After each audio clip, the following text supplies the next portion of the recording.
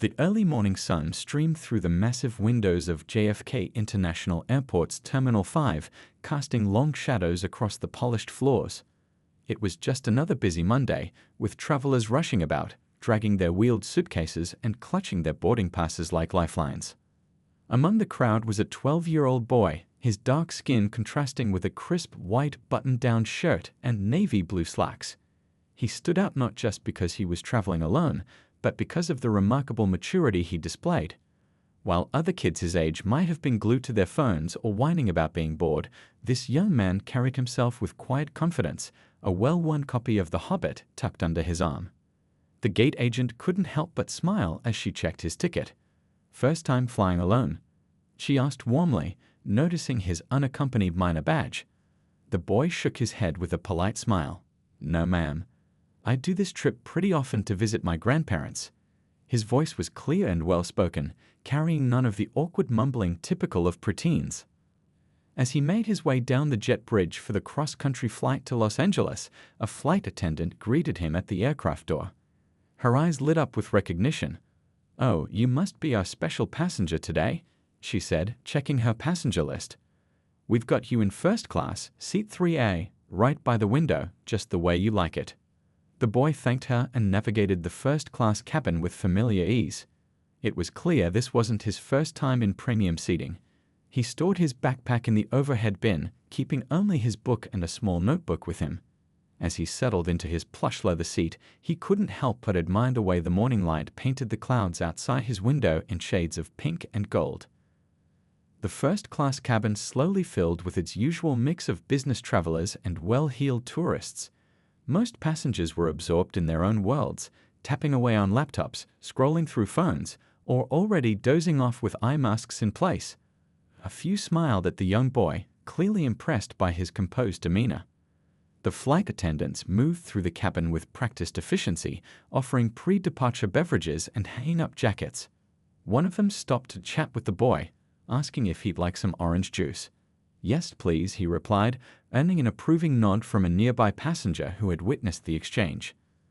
Everything was proceeding normally until the final first-class passenger arrived.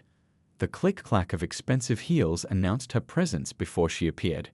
She was a woman in her mid-40s, dressed in what was clearly a designer suit, her hair styled in an elaborate updo that probably cost more than some people's weekly grocery budget. As she approached row 3, checking her boarding pass, her expression shifted from mild irritation at being one of the last to board to something altogether different. Her eyes darted from her boarding pass to the seat next to the boy, then back again. Her perfectly penciled eyebrows drew together in a frown that grew deeper by the second. The boy pretended not to notice, keeping his eyes fixed on his book. But anyone watching closely enough would have seen his shoulders tense slightly, his fingers gripping the book just a little tighter. He'd seen that look before, the one that suggested someone was about to make assumptions about him based solely on the color of his skin. The woman's hand shot up, summoning a flight attendant with an imperious gesture that suggested she was used to getting her way. As the flight attendant approached, the woman's voice carried clearly through the cabin, despite her attempt at a whisper. "There must be some mistake with my seat assignment," she said, her tone dripping with barely concealed disdain. The other passengers were beginning to take notice now. Some were openly watching the scene unfold, while others pretended to be absorbed in their phones or magazines, while stealing glances at the developing situation. The air in the first-class cabin, usually so calm and refined, began to crackle with tension. Little did anyone know that this ordinary Monday morning flight was about to become anything but ordinary. In fact, the events that were about to unfold would end up teaching everyone on board an unforgettable lesson about prejudice, assumptions, and the sometimes surprising ways life chooses to deliver its most important messages. The boy continued reading his book, or at least appearing to, though he hadn't turned a page in several minutes. Despite his young age, his face remained composed, showing remarkable restraint in a situation that would have made many adults uncomfortable. He'd been raised to handle moments like these with dignity, though no one in the cabin could have guessed just how prepared he was for what was about to happen next. The well-dressed woman shifted her weight from one expensive heel to the other, her manicured fingers drumming impatiently against her designer handbag as she waited for the flight attendant to respond to her complaints. The young boy beside her continued pretending to read, though his eyes hadn't moved across the page for several minutes now. "I'm sorry, ma'am, but is there a specific issue with your seat?" The flight attendant asked professionally, though there was a slight edge to her voice. She was younger than the passenger, probably in her early 30s, with kind eyes and a name tag that caught the morning light. The woman lowered her voice to what she probably thought was a whisper, but her words carried clearly through the first-class cabin. "I paid full price for this ticket," she said, emphasizing each word as if they carried special weight. "I'm sure you understand my concerns." Her eyes darted meaningfully toward the young boy. A few nearby passengers shifted uncomfortably in their seats. An elderly gentleman across the aisle removed his reading glasses and frowned, while a young woman 2 rows ahead turned around to watch the scene unfold, making no attempt to hide her disapproval. The flight attendant's professional smile remained firmly in place, but her eyes hardened slightly. "Ma'am, I can assure you that every passenger in first class has a valid ticket. Now, if you have a specific concern about your seat assignment, I'd be happy to address it." The woman's face flushed slightly, though whether from embarrassment or anger was hard to tell. "Well, I just think there must be some mistake. Surely you can find me another seat." She glanced around the cabin as if expecting someone to volunteer to switch with her. The boy had stopped pretending to read now. His book lay closed in his lap, his hands resting on top of it, perfectly still. Despite his young age, there was something remarkably dignified about the way he held himself, refusing to shrink under the woman's obvious disdain. "The flight is completely full today," the flight attendant explained, her voice carrying just enough to be heard by nearby passengers. "Every seat has been assigned. I'm afraid seat changes won't be possible." She paused, then added with deliberate emphasis, "All of our passengers deserve to enjoy their flight in their assigned seats." The woman's perfectly lined lips pressed together in a thin line. "This is unacceptable," she declared, her voice rising slightly. "I need to speak with your supervisor. I'm a Platinum member and I fly this route every month for business. I cannot believe you're refusing to accommodate a simple request." By now, most of the first-class cabin had given up any pretense of not watching the drama unfold. A businessman in an expensive suit had set aside his laptop, his face darkening as he listened to the exchange. A middle-aged couple exchanged knowing looks, the wife shaking her head slightly. The flight attendant took a deep breath, maintaining her composure. "Ma'am, I understand you're a valued customer, but I need to be clear. We don't reassign seats based on," she paused meaningfully, "personal preferences about other passengers. If you're refusing to take your assigned seat, I'll need to contact the ground supervisor, and that may delay our departure." The woman's face reddened further. "I never said anything about, that's not what I—" She sputtered, suddenly aware of the many pairs of eyes watching her. "You're completely misunderstanding my concerns. I simply prefer an aisle seat for business purposes. Your boarding pass clearly shows you booked a window seat, ma'am," the flight attendant pointed out quietly. "And you didn't mention any seating preferences until you saw your seatmate." The tension in the cabin was palpable now. The young boy remained still, his face composed, but a close observer might have noticed his right hand gripping his book just a little tighter. He'd clearly been through situations like this before, though something about his calm suggested he might know something the others didn't. A soft chime sounded through the cabin, followed by some movement near the cockpit. The woman was still standing in the aisle, her face a mix of frustration and growing embarrassment as she realized how transparent her behavior had become to everyone around her. What happened next would leave every passenger in that cabin with a story they'd never forget, a reminder that life sometimes has a way of delivering its lessons in the most unexpected and powerful ways. The woman had no idea that her next words would set in motion a chain of events that would not only change her perspective, but would soon have her wishing she could melt into her designer shoes and disappear. Just as the situation seemed about to reach its boiling point, another flight attendant appeared. This one was older, with silver streaks in her hair and the kind of authoritative presence that comes from decades of handling difficult situations at 35,000 feet. Her name tag identified her as the lead flight attendant, and she carried herself with quiet confidence. "Is there a problem here?" she asked, though her tone suggested she'd already been briefed on the situation. Her eyes moved between the still-standing passenger and the young boy, who continued to maintain his remarkable composure. The woman in the designer suit seemed to think she'd finally found an ally. "Yes, there absolutely is," she said, her voice taking on a tone of exaggerated patience, as if she were explaining something to a child. "I've been trying to explain to your colleague that there must be some mistake with the seating arrangements. Surely you can understand my concerns about sitting next to an unaccompanied minor." The lead flight attendant's expression didn't change, but her voice took on a steel edge that every passenger in Urshet could hear.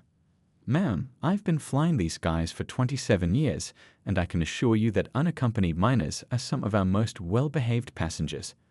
They go through a thorough check-in process and are carefully monitored throughout their journey." A few passengers nodded in agreement. The businessman who had been watching earlier cleared his throat and spoke up. "I fly every week for work," he said, his deep voice carrying clearly. "And I've never had any problems sitting next to unaccompanied minors. They're usually more polite than most adults I encounter." The woman's face flushed deeper. "That's not. I just think that considering the price of first-class tickets," she let the sentence trail off, perhaps finally realizing how her words sounded. "The price of the ticket," the lead flight attendant repeated, her eyebrows rising slightly. "Every passenger in this cabin has paid for their seat, ma'am. Or do you have concerns about something else?" The question hung in the air, heavy with meaning. By now, the atmosphere in the first-class cabin had transformed completely. The usual pre-flight rustling of newspapers and clicking of laptops had ceased entirely. Every passenger was fully invested in the drama unfolding before them, many making no attempt to hide their disapproval of the woman's behavior. A young professional woman sitting nearby spoke up, her voice clear and firm. "I think we all know exactly what her concerns are, and they have nothing to do with ticket prices." Several other passengers murmured in agreement. The boy, who had remained silent throughout this entire exchange, finally looked up from his book. His eyes met those of the lead flight attendant, and something passed between them, a look of understanding, perhaps, or maybe even a hint of amusement. It was as if he knew something that everyone else in the cabin didn't, a secret that would soon turn this entire situation on its head. The woman shifted uncomfortably, her designer heels clicking against the floor. "You're all completely misunderstanding me," she protested, but her voice had lost its earlier confidence. "I simply have certain expectations when I pay for first-class travel, and those expectations include not sitting next to people who look different from you," interrupted an elderly woman 3 rows back, her voice sharp with disapproval. "My generation fought too hard against such attitudes to stay quiet when we see them today." The lead flight attendant raised her hand slightly, restoring order to the cabin. "Ma'am," she addressed the standing passenger, "I need to be very clear about this. Our airline has a zero-tolerance policy for discrimination of any kind. If you're refusing to sit in your assigned seat because of prejudiced assumptions about your seatmate, I'll need to involve the captain and our ground team. This could result in you being removed from the flight. Is that what you prefer?" The woman's mouth opened and closed several times, but no words came out. She glanced around the cabin, perhaps hoping to find some support among her fellow first-class passengers, but found only disapproving faces looking back at her. The boy's composed expression never wavered, but something in his eyes suggested he was waiting for just the right moment. As if on cue, there was movement near the cockpit door, and the supple sound of it opening caught everyone's attention. What happened next would leave the woman wishing she could disappear into the expensive carpet beneath her feet and teach everyone present a lesson they'd never forget. The sound of the cockpit door opening drew everyone's attention forward. The first-class cabin fell completely silent as footsteps approached, the measured, confident footsteps of someone used to commanding respect. A tall figure emerged, his uniform pristine, 4 gold stripes gleaming on each shoulder. The captain's presence filled the cabin with an almost tangible authority. He moved with purpose down the aisle, his expression neutral but alert. The boy in seat 3 had glanced up, and for just a moment, the hint of a smile played across his face. It was so subtle that most passengers missed it, but it spoke volumes. The captain came to a stop right beside the woman in the designer suit, who was still standing awkwardly in the aisle. She straightened her posture automatically, perhaps thinking the captain had come to address her complaints. After all, she was a Platinum member, wasn't she? Surely the captain would understand her position. "Is there a problem here?" the captain asked, his deep voice carrying naturally throughout the cabin. His tone was professional, but there was an underlying note that suggested he knew exactly what had been happening. The woman smoothed her suit jacket, gathering her composure. "Yes, Captain, there seems to be some confusion with the seating arrangements. I was just explaining to your crew that I have certain expectations when I travel first class, and I'd prefer—" The captain held up his hand, silencing her mid-sentence. "Ma'am, I've been briefed about the situation." He paused, looking around the cabin before continuing. "But before we discuss your concerns, I believe proper introductions are in order." Something in his tone made several passengers lean forward in their seats. The boy in 3A sat up a little straighter, though his expression remained remarkably composed. "I'm the captain of this flight," he continued, then gestured to the boy. "And that young man you're refusing to sit next to, he's my son." The silence that followed was deafening. The woman's face drained of color so quickly that the lead flight attendant actually took a step forward, perhaps worried she might faint.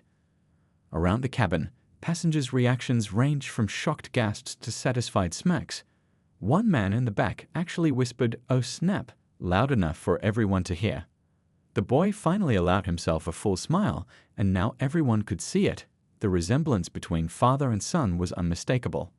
They shared the same strong features, the same dignified bearing, even the same calm way of handling difficult situations. "My son," the captain continued, his voice level but carrying an edge of steel, "is flying back home after visiting his grandparents. He's been doing this trip since he was 8 years old, and he's never given any crew member or passenger a moment's trouble. In fact, most of our regular flight attendants know him by name." The lead flight attendant nodded, adding, "He's one of our favorite passengers. Always polite, always considerate." The woman's mouth opened and closed several times, but no words came out. Her earlier arrogance had evaporated completely, replaced by mortification as she realized the full implications of her behavior and who had witnessed it. The captain wasn't finished. "Now, about those certain expectations you mentioned regarding first-class travel." He paused, letting the moment hang in the air. "You're right. There are expectations. We expect all our passengers to treat each other with respect and dignity, regardless of their age, appearance, or the color of their skin." A soft murmur of approval rippled through the cabin.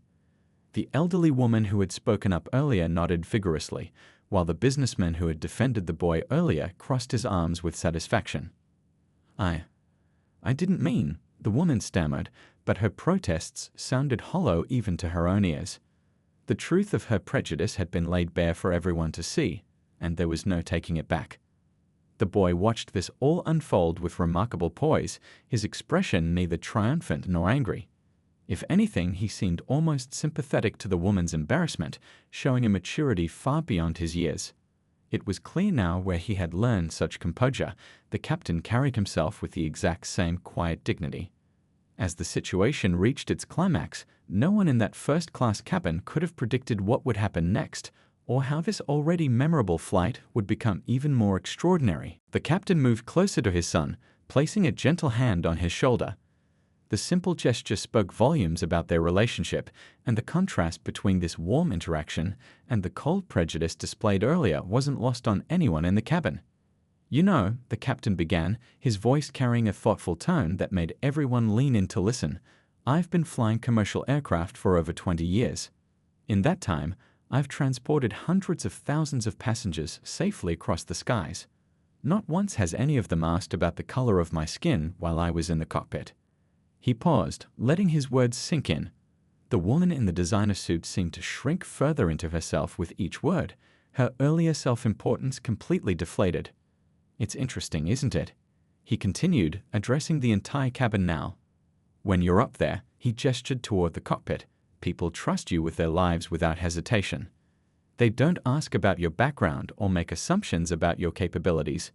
Yet down here," he glanced meaningfully at the aisle where the woman stood, "some still judge others based on nothing more than appearance." A businessman in the third row cleared his throat. "Captain," he said, his voice carrying respect and a hint of emotion, "I've been flying this route every week for 5 years. Your son has been nothing but a credit to this airline every time I've seen him. Anyone would be proud to have such a well-mannered young man as their seatmate." The boy straightened slightly at the compliment, offering a polite "thank you, sir," that made several passengers smile. His composure throughout the entire incident had earned him the admiration of everyone in the cabin. The lead flight attendant stepped forward. "Captain, we need to begin our pre-flight procedures soon. Should I?"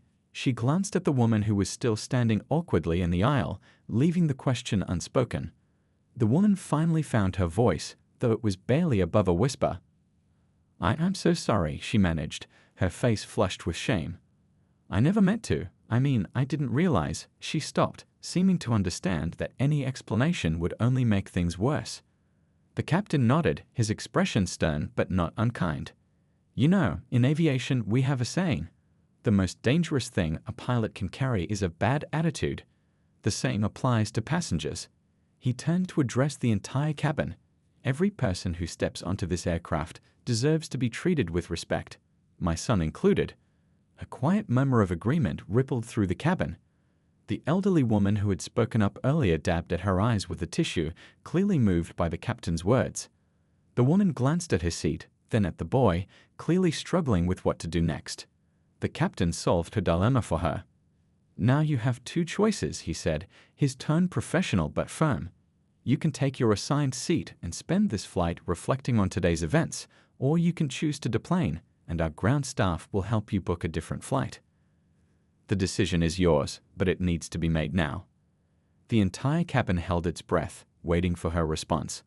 The boy kept his eyes forward, maintaining his dignity even as all the tension focused on his row. The woman swallowed hard, looking around at the faces of her fellow passengers. Not a single person showed any sympathy for her earlier behavior. Finally, she spoke, her voice small but clear. "I'll take my seat, Captain." And she turned to the boy. "I truly am sorry. My behavior was inexcusable." The boy nodded simply, accepting her apology with a grace that made his father's chest swell with visible pride. The captain leaned down and gave his son a quick hug, whispering something in his ear that made the boy smile.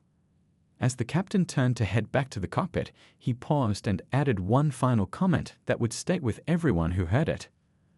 The words he spoke next would transform this incident from a simple confrontation into a powerful lesson about prejudice, dignity, and the unexpected ways life teaches us its most important lessons. Before returning to the cockpit, the captain turned to address the entire cabin one last time.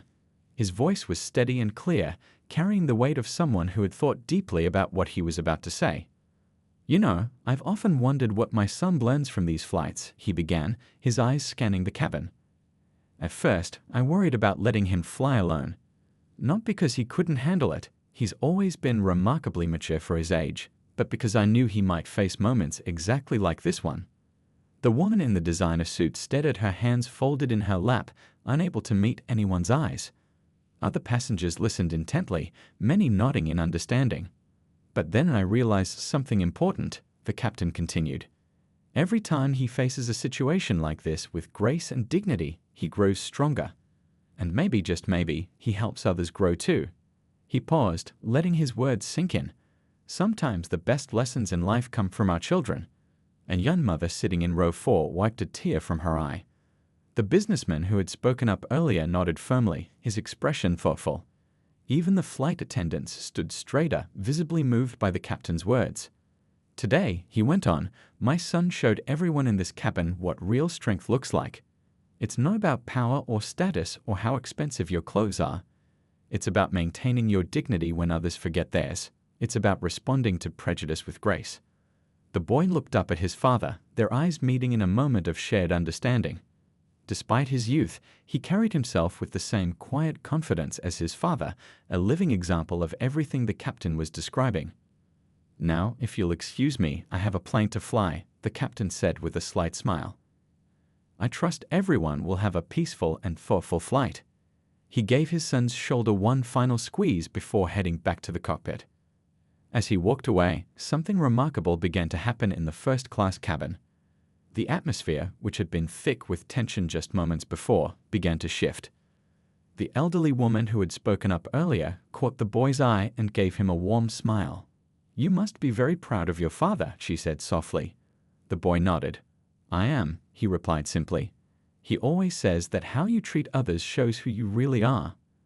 The businessman across the aisle cleared his throat. "Young man," he said, "I've been in business for 30 years, and I've never seen anyone handle a difficult situation with more class than you just did. Your father's right. You taught us all something today."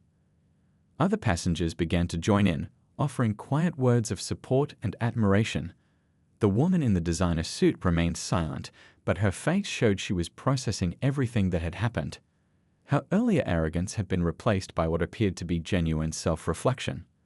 The lead flight attendant approached with a warm smile. "Would anyone like some pre-flight refreshments?" she asked, helping to ease the cabin back into its normal routine. But it was clear to everyone that this would be no ordinary flight. As the plane began its final preparations for takeoff, passengers started chatting quietly among themselves. Several took out their phones, no doubt eager to share this extraordinary experience with friends and family. The story of the captain's son and the lesson in human dignity would likely be told and retold many times. The boy pulled out his book again, but before he began reading, he turned to the woman beside him. "Would you like to borrow my extra magazine?" he offered quietly. "It's a good one, all about aviation history." The simple act of kindness, offering reading material to someone who had just treated him so poorly, left many nearby passengers speechless. It was perhaps the most powerful moment yet, a young boy demonstrating not just forgiveness, but a genuine desire to make peace. The woman stared at him for a moment, clearly stunned by his generosity. When she finally found her voice, it cracked with emotion. "I would like that," she whispered. "Thank you." As she accepted the magazine, her hands trembled slightly, and anyone watching closely might have noticed tears forming in her eyes.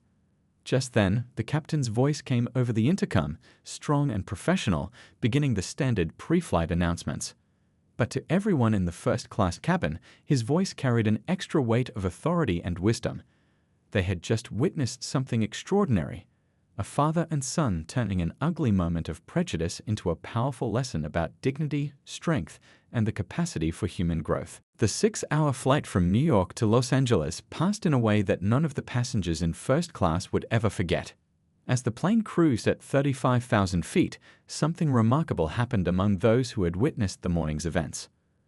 The woman in the designer suit spent the first hour in complete silence, staring out the window with an expression that suggested deep thought. The magazine the boy had offered her lay open in her lap, but she seemed more focused on reflection than reading. Occasionally, she would glance at the young man beside her, her face showing a mix of shame and wonder at his composure. About 2 hours into the flight, she finally broke her silence. "I've been thinking," she said softly to the boy, careful not to disturb other passengers. "I've always considered myself a good person, successful, educated. But today I learned that success means nothing if you don't have basic human decency." The boy looked up from his book, listening respectfully as she continued. "I keep thinking about what your father said, about how people trust him with their lives without question when he's in the cockpit." She paused, her voice growing thick with emotion. "It made me realize how ridiculous my behavior was. How harmful these prejudices are that we carry without even realizing it."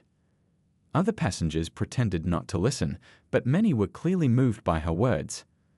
The elderly woman across the aisle dabbed at her eyes with a tissue, while the businessman who had defended the boy earlier nodded approvingly.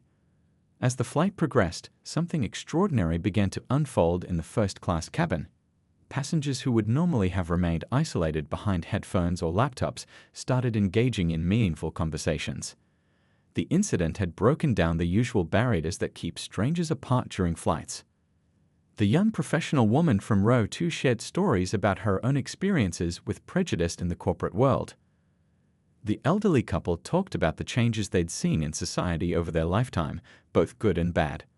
The businessman spoke about how the morning's events had made him think about his own unconscious biases.